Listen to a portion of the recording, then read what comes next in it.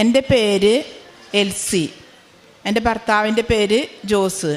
ഞങ്ങൾ ഇരിഞ്ഞാലക്കുട രൂപതയിലെ താഴേക്കാട് ഇടവകയിൽ നിന്ന് വരുന്നവരാണ്. ഞാനിവിടെ ആദ്യമായി വന്നത് ജൂൺ 19 അന്ന് തന്നെയാണ് ഞാൻ ഉടമ്പടി എടുത്തത്. ഞാനിവിടെ വരുന്നതിന് മുൻപ് തന്നെ അച്ഛൻ്റെ ക്ലാസ്സും സാക്ഷ്യങ്ങളും യൂട്യൂബിലൂടെ കാണുകയുണ്ടായിരുന്നു. അത് കണ്ടു തുടങ്ങിയപ്പോൾ ഞാൻ ടി വിയിലുള്ള സീരിയലൊന്നും നിർത്തിയിരുന്നു. അങ്ങനെ ഇരിക്കുന്ന സമയത്ത് ഇവിടെ എൻ്റെ ഭർത്താവിന് ഒരു ദിവസം രാത്രി ഉറങ്ങുമ്പോൾ ശ്വാസം ലഭിക്കാതെയായി.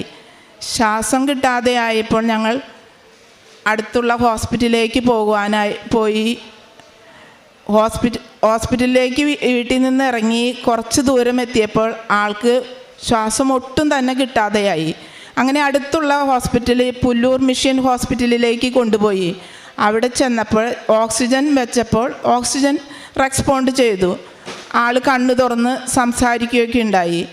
അവർ ECG നോക്കിയപ്പോൾ ECGയിൽ വേരിയേഷൻ കണ്ടതുകൊണ്ട് ഹാർട്ടിനാണ് കംപ്ലൈൻ്റ് എങ്കിൽ ഇവിടെ ട്രീറ്റ്മെൻറ്റ് ഇല്ല. അങ്ങനെ പറഞ്ഞപ്പോൾ ഞങ്ങൾ അടുത്ത് തന്നെ ICU ആംബുലൻസ് വിളിച്ച് രാജഗിരിയിലേക്ക് പോകാമെന്നുള്ള തീരുമാനത്തിൽ അവിടെ നിന്ന് രാജഗിരിയിലേക്ക് പുറപ്പെട്ടു. പക്ഷേ ചാലക്കുടി പാലം കയറിയപ്പോൾ ആൾക്ക് വീണ്ടും അസ്വസ്ഥതകൾ തുടങ്ങി. അപ്പോൾ ആംബുലൻസിലെ പയ്യൻ ഓക്സിജൻ്റെ മാസ്ക് മാറ്റി നെബുലൈസേഷൻ്റെ മാസ്ക് വെച്ചു. അത് കഴിഞ്ഞ് കറുകുറ്റി എത്താറായപ്പോൾ പയ്യൻ പറഞ്ഞു അങ്കമാലിയിലേക്കൊന്നും എത്തുകയില്ല എന്ന് പറഞ്ഞു. അപ്പോൾ ഞങ്ങൾ പറഞ്ഞു എന്നാൽ അപ്പോളോ ഹോസ്പിറ്റലിലേക്ക് നമുക്ക് കൊണ്ടുപോകാമെന്ന് പറഞ്ഞു. അപ്പോളോ ഹോസ്പിറ്റലിലേക്ക് എത്തുമ്പോൾ ആളുടെ ശരീരത്തിലുള്ള എല്ലാ ഡ്രസ്സും നനഞ്ഞ് വെള്ളം ഒഴുകുന്നുണ്ടായിരുന്നു. കണ്ണൊക്കെ മറഞ്ഞു പോയിക്കൊണ്ടിരുന്നായിരുന്നു. ഹോസ്പിറ്റലിൽ ചെന്ന് അവർ ഓക്സിജൻ വെച്ചപ്പോൾ ഓക്സിജൻ റെസ്പോണ്ട് ചെയ്യുന്നുണ്ടായിരുന്നില്ല. അവർ അടുത്ത ഘട്ടമായി വെന്റിലേഷനിലേക്ക് മാറ്റാനുള്ള തയ്യാറെടുപ്പിലായിരുന്നു. ആ സമയത്ത് ഡോക്ടർ വന്ന് എൻ്റെ അടുത്ത് പറഞ്ഞു മരിച്ച ആളുടെ ബോഡിയിലെ കാർബൺ ഡൈ ഓക്സൈഡാണ് ഇപ്പോൾ ആളുടെ ബോഡിയിലുള്ളത്. 124 കാർബൺ ഡൈ ഓക്സൈഡിൻ്റെ അളവ്. ഹാർട്ടിലേക്ക് വെള്ളം കയറിയിട്ടുണ്ട്. പിന്നെ ഒത്തിരി കാര്യങ്ങൾ കൂടുതൽ പറഞ്ഞു. അതൊന്നും എനിക്ക് എൻ്റെ ഓർമ്മയിലില്ല. അത് പറഞ്ഞപ്പോൾ ഞാൻ പറഞ്ഞു COPD ആണെന്ന് പറഞ്ഞു. അപ്പോൾ ഡോക്ടർ പറഞ്ഞു വെന്റിലേഷനിലേക്ക് മാറ്റാൻ പറ്റില്ലല്ലോ എന്ന് പറഞ്ഞു. ഡോക്ടർ തിരിഞ്ഞ് നടന്നപ്പോൾ ഞാൻ മാതാവിനോട് പറഞ്ഞു മാതാവ് എനിക്ക് ആളെ ജീവനോടെ തിരിച്ചു തരണം, ഞാൻ അവിടെ വന്ന് ഉടമ്പടി എടുത്തോണ്ടെന്ന്. ആ നിമിഷം തന്നെ ആൾ ഓക്സിജൻ റെസ്പോണ്ട് ചെയ്തു. അപ്പോൾ തന്നെ അവർ ICUയിലേക്ക് മാറ്റി. ഞങ്ങൾ പ്രാർത്ഥന അപ്പോഴും മുറുകെ പിടിച്ചുകൊണ്ട് പ്രാർത്ഥിച്ചുകൊണ്ടിരിക്കുന്നുണ്ടായിരുന്നു. 2 ദിവസത്തിനുള്ളിൽ ICUന്ന് പുറത്ത് കടത്തി.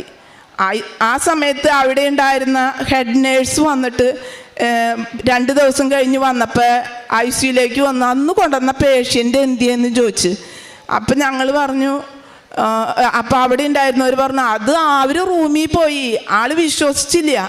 അന്ന് നിങ്ങൾ പോയി ഒന്ന് നോക്ക് 14-15 അവിടെ ആളുണ്ടെന്ന് പറഞ്ഞു.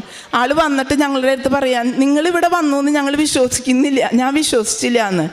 ഡോക്ടർ പറഞ്ഞു ഞങ്ങളോട് ഡിസ്ചാർജ് ചെയ്തപ്പോൾ നിങ്ങൾ ഭാഗ്യം കൊണ്ട് രക്ഷപ്പെട്ടതാണ്. ഭാഗ്യം മാതാവാണ് ഞങ്ങളെ രക്ഷിച്ചത്, ജീവനോടെ തന്നത്. മരിച്ചതാണ് ഉയർപ്പിച്ചത്. ലാസറിനെ ഉയർപ്പിച്ചതുപോലെ എൻ്റെ ഭർത്താവിനെ ഉയർപ്പിച്ചതാണ് മാതാവ്. ആൾക്ക് 5-6 ദിവസം കഴിഞ്ഞപ്പോൾ ഞങ്ങൾ അവിടെ നിന്ന് ഡിസ്ചാർജ് ചെയ്തു. പക്ഷേ ബൈപ്പാപ്പ് മെഷീൻ രാത്രി ഉപയോഗിക്കുന്ന ഹാർട്ടിന് ബുദ്ധിമുട്ടുണ്ട്, ലെൻസിനും ബുദ്ധിമുട്ടുണ്ട്, അതുകൊണ്ട് രാത്രി ബൈപ്പാപ്പ് മെഷീൻ ഉപയോഗിക്കണമെന്ന് പറഞ്ഞു. ഈ ബൈപ്പാപ്പ് മെഷീൻ വയ്ക്കുമ്പോൾ ആളുടെ വായിലെ തൊണ്ട വരണ്ട് പോവുകയും 3 വട്ടം 4 ഒക്കെ എഴുന്നേറ്റ് വെള്ളം കുടിക്കും. അങ്ങനെ ഇരിക്കുന്ന സമയത്ത് ഒരു ദിവസം ഞാൻ പറഞ്ഞു എൻ്റെ ഉടമ്പടി കാശുരൂപം ആളുടെ ഡ്രസ്സിൽ പിൻ ചെയ്ത് കൊടുത്തിട്ട് ഞാൻ പറഞ്ഞു ഇന്ന് സുഖമായിട്ട് ഉറങ്ങിക്കോ, ഒരു കുഴപ്പമുണ്ടാവില്ല എന്ന് പറഞ്ഞു. അന്ന് ആൾ സുഖമായി ഉറങ്ങി. അതിനുശേഷം എല്ലാ ദിവസവും ആളുടെ വായിൽ ഉമിനീര് വരികയും സുഖമായി ഉറങ്ങുവാനും കഴിയും. ഈശോയ്ക്കും തിരുക്കുമാരനും 1000 നന്ദി. എൻ്റെ അപ്പൻ നന്നായി പ്രാർത്ഥിക്കുന്ന അപ്പനാണ്. അപ്പന് ഹാർട്ട് ഓപ്പറേഷനൊക്കെ കഴിഞ്ഞ് ഒരുപാട് ബുദ്ധിമുട്ടുകളൊക്കെ ഉള്ള അപ്പനാണ്. പക്ഷേ മരുന്ന് കഴിക്കാതെ മോഷൻ പോകില്ലായിരുന്നു. ഇവിടെ നിന്ന് കിട്ടിയ ഉടമ്പടി തൈലവും ഉടമ്പടി ഉപ്പും തേനും അപ്പൻ്റെ കയ്യിൽ കൊടുത്തിട്ട് ഞാൻ പറഞ്ഞു, അപ്പൻ എന്നും വിശ്വാസ പ്രമാണം ചൊല്ലി ഈ ഇത് കഴിച്ചോ, അപ്പനൊരു കുഴപ്പമുണ്ടാവില്ല എന്ന് പറഞ്ഞു. അപ്പൻ ഇത് ഉപയോഗിച്ച് ഈ തേനും ഉപ്പും ഉപയോഗിച്ച് തുടങ്ങി അന്ന് മുതൽ അപ്പന് മരുന്ന് കഴിക്കാതെ സുഖമായി മോഷൻ പോകാൻ, എല്ലാ ദിവസവും സുഖമായി മോഷൻ പോകും. അതിനാൽ പിന്നെ അപ്പൻ എല്ലാ ഭക്ഷണങ്ങളും കഴിക്കും. മുന്നേ ഭക്ഷണമൊന്നും കഴിക്കാറില്ലായിരുന്നു. മരുന്ന് കഴിക്കുന്ന ദിവസം ഒരുപാട് ബുദ്ധിമുട്ടുകളുമായിരുന്നു.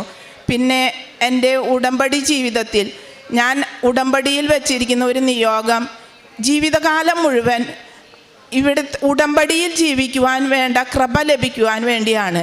പിന്നെ എല്ലാ ദിവസവും പള്ളിയിൽ പോകും, പത്രമൊക്കെ കൊടുക്കും, പ്രാർത്ഥനകളൊക്കെ മുറ പോലെ തന്നെ ചെല്ലും. അതുകൂടാതെ സ്വന്തമായി പ്രാർത്ഥന എത്തിക്കും, ബൈബിൾ വായിക്കും. മുന്നൊന്നും ബൈബിൾ അങ്ങനെ സ്ഥിരമായി പ്രാർത്ഥനയൊക്കെ ഉണ്ടായിരുന്നു, പക്ഷെ ബൈബിൾ അങ്ങനെ സ്ഥിരമായി ഒന്നും പ്രാർത്ഥിക്കാറില്ല. പിന്നെ കുടുംബ പ്രാർത്ഥനയൊക്കെ ചിലപ്പോഴൊക്കെ വലിയ വിശേഷ ദിവസങ്ങളൊക്കെ വരുമ്പോൾ ഇന്നും എല്ലാവരും കൂടുമ്പോൾ നമുക്ക് പ്രാർത്ഥന വേണ്ടാന്ന് പറഞ്ഞ് മാറ്റി വയ്ക്കാറുണ്ട്. ഇനി ഞങ്ങളുടെ ജീവിതത്തിൽ അങ്ങനെ പ്രാർത്ഥന മാറ്റി വയ്ക്കുന്ന ഒരു ദിവസം പോലും ഉണ്ടാവില്ല. പിന്നെ മറ്റുള്ളവർക്ക് ഞങ്ങളെ കൊണ്ട് കഴിയാവുന്ന രീതിയിൽ സാമ്പത്തികമായിട്ടും ഒക്കെ സഹായം ചെയ്യുന്നുണ്ട്, രോഗികളെ സന്ദർശിക്കുന്നുണ്ട്. മാതാവിനും തിരുക്കുമാരനും കോടാനുകോടി നന്ദി. ഞാനിവിടെ നിൽക്കുന്നത്, ഞാൻ മരിച്ച ഒരു വ്യക്തിയായിരുന്നു. ശരിക്കും പറഞ്ഞു കഴിഞ്ഞാൽ മരിച്ചു, തീർത്തും മരിച്ചു. ഡോക്ടറെല്ലാം കൈവിട്ടതാണ് എന്നെ. മാതാവിൻ്റെ കൃപയാൽ ഒരു അത്ഭുതം നടന്നു. അതവിടെ എല്ലാ ഡോക്ടർമാരും നേഴ്സുമാരും എല്ലാവരും സ്ഥിരീകരിച്ചു. അങ്ങനെ ഞാൻ ജീവിതത്തിലേക്ക് തിരിച്ചു വന്നു. ഇപ്പോൾ അതിനുശേഷം എൻ്റെ ഭാര്യ വന്ന് ഉടമ്പടി എടുത്തു. ഇപ്പോൾ ആ ഉടമ്പടി ജീവിതത്തിൽ ഞങ്ങൾ തുടർന്നു പോകുന്നു. പിന്നെ ഞാൻ സ്ഥിരമായി കുടുംബ പ്രാർത്ഥനയും പള്ളിയിൽ പോകലൊക്കെ ഉണ്ട്. പക്ഷേ എനിക്ക് ചില ദോഷങ്ങളും ഉണ്ടായിരുന്നു. ദോഷങ്ങളെന്ന് പറഞ്ഞു കഴിഞ്ഞാൽ കഞ്ചാവോ അല്ലെങ്കിൽ ഡ്രഗ്സോ ഒന്നുമല്ല, പുകയില ചുണ്ണാമ്പ് തിരുമ്പി വയ്ക്കും ചുണ്ടിൻ്റെ അടിയിൽ. പിന്നെ അത് ഭാര്യ ചിലപ്പോൾ കണ്ടുപിടിക്കും. അപ്പം ഞങ്ങൾ തമ്മിൽ പ്രശ്നങ്ങളുണ്ടാവും. പിന്നെ അത് കാണാതിരിക്കാൻ ഞാൻ എവിടെയെങ്കിലുമൊക്കെ ഒളിപ്പിച്ച് വയ്ക്കും. പിന്നെ പിടിച്ച് കൊണ്ടത് അങ്ങനെ തന്നെ കൊണ്ട് അടുപ്പിലിടും. ഇങ്ങനെയൊക്കെ ആയിരുന്നു. പിന്നെ ഈ ഉടമ്പടി എടുക്കാൻ വന്ന അന്ന് ഈ വക എല്ലാ കാര്യങ്ങളും ഞാൻ ഉപേക്ഷിച്ചു. ഉടമ്പടി എടുക്കുന്നതിന് മുന്നേ തന്നെ ഉപേക്ഷിച്ചു. പിന്നെ എൻ്റെ മക്കൾ, ഞാൻ ഇടയ്ക്കൊക്കെ കഴിച്ചായിരുന്ന ആളാണ്. എൻ്റെ മക്കളോട് ഞാൻ മുന്നേ വിളിച്ച് പറയും, നിങ്ങൾ വരുമ്പോൾ കുപ്പി കൊണ്ട് വരണം കേട്ടോ, അല്ലെങ്കിൽ ഞാൻ കുടുംബത്തിൽ കയറ്റില്ല എന്ന് പറയും. ഇപ്പം ഞാൻ മക്കൾക്ക് വിളിച്ചു പറഞ്ഞു, ഇനി നിങ്ങൾ യാതൊരു കാരണവശാലും കുപ്പിയും കൊണ്ട് ഈ കുടുംബത്തേക്ക് വരുന്നാൽ നിങ്ങളെ ഞാൻ കയറ്റില്ല എന്ന് പറഞ്ഞു. അങ്ങനെ പറഞ്ഞ് ആണിപ്പോൾ മക്കളെല്ലാം ഭയങ്കര സന്തോഷത്തിലാണ്. അപ്പോൾ ഇതിനെല്ലാം കൂടി മാതാവിനും തിരുക്കുമാരനും കോടാനുകോടി നന്ദി പറഞ്ഞുകൊണ്ട് എൻ്റെ ഈ സാക്ഷി ഞാൻ നിർത്തുന്നു. ഈ ഒരു സാക്ഷ്യം വളരെ വ്യക്തമായിട്ട് പറയാനായിട്ട് പരിശുദ്ധമായി അനുഗ്രഹിച്ചു എന്നുള്ളതാണ്. അപ്പോൾ യോഹന്നാൻ്റെ സുവിശേഷത്തിൽ ഈ ലാസറിനെ ഉയർപ്പിക്കുന്ന ഒരു അധ്യായം 11-ാം അധ്യായത്തിൽ കർത്താവ് പറഞ്ഞു, ഞാനാണ് പുനരുത്ഥാനവും ജീവനും എന്ന് പറയുന്നിട്ടാണ് ലാസറിനെ ഉയർപ്പിക്കുന്നത്. അപ്പോൾ സുവിശേഷത്തിൽ സംഭവിച്ച ഈ അത്ഭുതങ്ങൾ ഒരു പക്ഷേ നമ്മൾ വിശ്വസിക്കണമെങ്കിൽ അതിന് തത്തുല്യമായിട്ട് എന്തെങ്കിലും നമ്മുടെ ജീവിതത്തിൽ, അല്ലെങ്കിൽ പിന്നെ ഇതൊക്കെ വെറുതെ എഴുതി വെച്ച കുറേ കഥകളും അല്ലെങ്കിൽ കുറേ ഐതിഹ്യങ്ങളുമായിട്ട് മാത്രമായി പോകും. പക്ഷേ ഈ അൾത്താരയിൽ സംഭവിക്കുക, നിങ്ങൾ സ്ഥിരം സാക്ഷ്യം കേൾക്കുന്നവർക്കറിയാം, സുവിശേഷവുമായിട്ട് തട്ടിച്ച് വായിക്കുവാനായിട്ട് ദൈവം നമുക്കുടെ ജീവിതത്തിൽ നൽകുന്ന ഒരുപാട് അനുഭവങ്ങൾ. ഒരു പക്ഷേ കർത്താവാണ് ഒരു വ്യക്തിയെക്കുറിച്ച് അവസാന വാക്ക് പറയേണ്ടതെന്നുള്ള, അല്ലെങ്കിൽ ഞാനാണ് പുനരുത്ഥാനം എന്ന കർത്താവിൻ്റെ വാക്കിനെ അടിവരയിടുന്ന ഒരുപാട് സാക്ഷ്യങ്ങൾ ഇവിടെ പരിശുദ്ധ അമ്മ ഈ അൾത്താരയിൽ പറയുവാനായിട്ട് ഇടവരുത്തുന്നുണ്ട്. കാരണം നമ്മൾ നന്മ നിറഞ്ഞ മറിയം എന്ന പ്രാർത്ഥന ചൊല്ലുമ്പോൾ ഏറ്റവും അവസാനം ഞങ്ങളുടെ മരണസമയത്തും ഞങ്ങൾക്ക് കൂട്ടായിരിക്കണം. അപ്പോൾ പരിശുദ്ധ അമ്മയ്ക്ക് ദൈവപിതാവ് ഒരു അധികാരം നൽകിയിട്ടുണ്ട്. ഒരാളുടെ മരണസമയത്തെന്ന് മാത്രമല്ല സ്വർഗം വരെയും കൂടെ നിൽക്കുവാനും സഞ്ചാരി മാതാവായി നിൽക്കും. അപ്പോൾ ഈ ഒരു അധികാരത്തിൻ്റെ ഒരു ബലം ഈ ഒരു സാക്ഷ്യ കൂടാരത്തിൽ ഒരുപാട് സാക്ഷ്യം പറയുമ്പം പരിശുദ്ധ അമ്മ ഒരു ഓൺ ചെയ്യുന്നത് പോലെ നമുക്ക് അനുഭവപ്പെടുന്നുണ്ട്. അതിന് കാരണമായത് ഇപ്പം തൻ്റെ ജീവിത പങ്കാളി സാക്ഷ്യം പറയുമ്പോൾ പറയുന്നുണ്ട്, ഉടമ്പടി എടുത്തേക്കാം, ഇവിടെ ഒന്ന് പ്രാർത്ഥിച്ചേക്കാം എന്നൊക്കെ ഒരു സാക്ഷ്യം പറഞ്ഞേക്കാം എന്നുള്ളൊരു പ്രാർത്ഥനയുടെ ഭാഗമായിട്ടാണ് ഈ കുടുംബം നിൽക്കുന്നതും. അപ്പം എന്തുകൊണ്ടാണ് ഉടമ്പടി എടുത്തേക്കാം, ഇങ്ങോട്ട് വന്നേക്കാം എന്നൊക്കെ പറയുമ്പം പരിശുദ്ധ അമ്മ ഇടപെട്ടു എന്നൊരു കുടുംബം വിശ്വസിക്കുമ്പം എന്താണ് സംഭവിക്കുന്നുള്ള ചോദ്യത്തിനാണ് പിന്നീട് ഉത്തരം പറയണത്. ഒരു കുടുംബം മുഴുവൻ വിശുദ്ധീകരിക്കപ്പെടുന്നു. ഒരു പക്ഷേ ഈ പ്രാർത്ഥന രീതി മൂലം സംഭവിക്കുന്ന ഏറ്റവും വലിയ കാര്യം, ഇപ്പം ഇതിനു മുമ്പ് സാക്ഷ്യം പറഞ്ഞ ആ വ്യക്തിയും പറഞ്ഞതുപോലെ ഒരു കുടുംബം വിശുദ്ധീകരിക്കപ്പെടുന്നതാണ് ഇതിലേറ്റവും പ്രധാനപ്പെട്ട ഒരു വ്യക്തി കുടുംബം. ഇതൊരു പാർശ്വഫലമൊന്നുമില്ല, സൈഡ് എഫക്റ്റ് ഒന്നുമല്ല. അത് ഉടമ്പടി എടുത്ത് കാര്യം കിട്ടുമ്പോൾ കൂടെ പ്രാർത്ഥന കൂടുന്നല്ല, പ്രാർത്ഥന കൂടാൻ വേണ്ടി ദൈവം നമ്മുടെ കാര്യം സാധിച്ചു തരുന്നു എന്നാണ് ഇതിൻ്റെ ഒരു സിമ്പിൾ യുക്തി എന്ന് പറയുന്നത്. അപ്പം വ്യക്തിപരമായിട്ട് അപ്പച്ചനും പറയാനുണ്ട്, ഇത്രയും വർഷം ഉണ്ടായിരുന്ന കുറേ കാര്യങ്ങളൊക്കെ ഈ പ്രാർത്ഥന അനുഭവത്തിന് ശേഷം നിസ്സാരമായിട്ട് ഇങ്ങനെ മാറ്റിവെക്കാനൊക്കെ പറ്റുന്നുണ്ടെങ്കിൽ വാക്കുകൾക്കപ്പുറം ഒരു ദൈവാനുഭവം കടന്നു വന്നിട്ടുണ്ട്. അപ്പോൾ ഇദ്ദേഹവും ഉടമ്പടിയിൽ വിശ്വസ്തയോടെ പാലിച്ച് നിൽക്കുവാനായിട്ട് ഒരു പരിശ്രമമുണ്ട്. അപ്പോൾ ദൈവം കടന്നു വരണമെങ്കിൽ ഫസ്റ്റ് ചെയ്യേണ്ടത് വിശുദ്ധനായ ദൈവം വിശുദ്ധിയുള്ള ജീവിതത്തിലല്ലേ കടന്നു വരാൻ പറ്റും. ഇനി അല്ലാതെ കടന്നു വന്നാൽ പോലും നമുക്ക് മനസ്സിലാവത്തില്ലെന്നുള്ള. അപ്പം ഉടമ്പടി ചെയ്യണത് ഒരു വ്യക്തിയെ പൂർണ്ണമായിട്ടും ഇങ്ങനെ ഈശോയ്ക്കും പരിശുദ്ധമ്മയ്ക്കും കമ്മ്യൂണിക്കേറ്റ് ചെയ്യാൻ പറ്റുന്നൊരു കാലാവസ്ഥയിൽ ഈ വളം ഇട്ട് വിത്ത് വിതറുന്നൊക്കെ പറയണത് പോലെ ഒരുക്കും.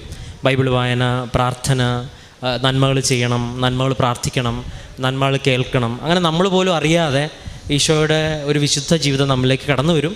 അവിടെ ദൈവം സാന്നിധ്യം അറിയിക്കും. ഇതാണ് ഈ ഉടമ്പടിയുടെ ഏറ്റവും വലിയൊരു അടിസ്ഥാന യുക്തിയും ദൈവശാസ്ത്രം എന്ന് പറയുന്നത്. അതുകൊണ്ടാണ് ഒരുപാട് പേര് ഉടമ്പടി എടുപ്പിക്കുക എന്നൊക്കെ പറയുമ്പോൾ അവർ പറയുന്നത്, ഒരാളെങ്കിലും ഒരാൾ ഒരുങ്ങി ഒരനുഭവം ലഭിച്ചാൽ ആ അനുഭവത്തിനെ പ്രതി നമ്മൾക്ക് എന്ത് വേണമെങ്കിലും വേണ്ടെന്ന് വെക്കാൻ തരം ദൈവം നമ്മളെ സ്വന്തമാക്കും എന്നുള്ളത്. അപ്പോൾ ഈ ഒരു കുടുംബത്തിൻ്റെ സാക്ഷ്യം നമ്മളെ സഹായിക്കട്ടെ എന്നും. അപ്പോൾ ഒരു വ്യക്തിയെക്കുറിച്ച് ഈശോയും പരിശുദ്ധ അമ്മയും പറയുന്ന അവസാന വാക്കാണ് ഏറ്റവും പ്രധാനപ്പെട്ടതെന്നും കർത്താവാണ് ജീവനും പുനരുത്ഥാനവും എന്നുള്ളൊരു ബോധ്യം നമുക്ക് നൽകട്ടെ എന്ന് പ്രത്യേകം ഈ ഒരു സാക്ഷ്യത്തിലൂടെ ദൈവം ഓർമ്മപ്പെടുത്തുന്നു. നമുക്ക് കരങ്ങളടിച്ച് ദൈവത്തിൻ്റെ നാമം മഹത്വപ്പെടുത്താം.